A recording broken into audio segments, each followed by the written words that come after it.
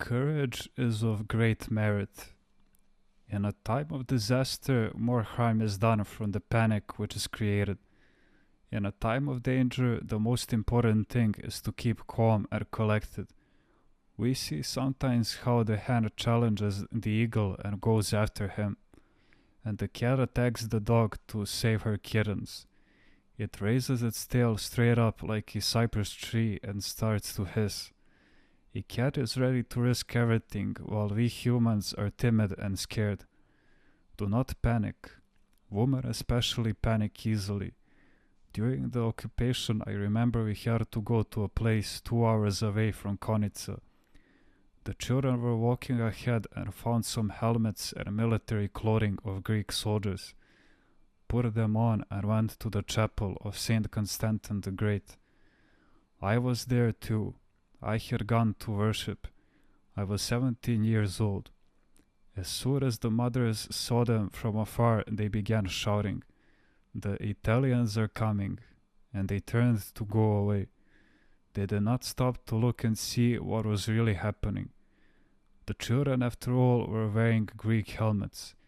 Assuming they were Italians, the mothers fled in fear of their own children.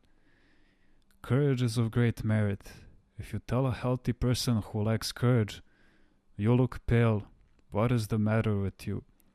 he will run to the doctor when in fact he may be pale simply because he didn't get a good night's sleep, or his tooth was aching, and so forth. A Greek will either lead the way or panic.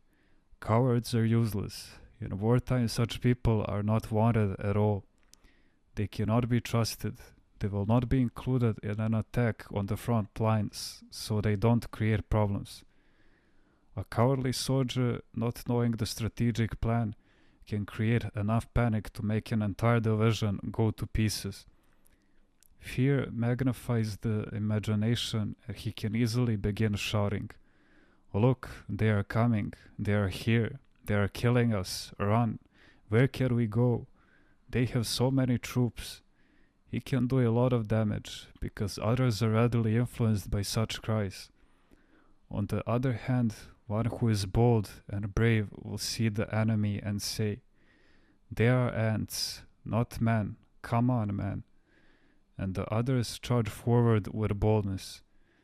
This is why they say in the army that it is better to have 5 bold men facing a situation with composure than 20 cowards. Geronda.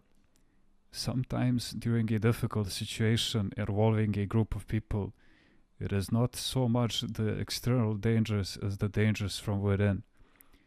Yes, that's true. The Turks would not have been able to take the fortified Suli if it had not been betrayed by Paisios Gousis, who was from Suli. He led the enemy up a secret path. You see, 5 villages were united in harmony and could stand up to the army of Ali Pasha, who had the power to go against the Sultan.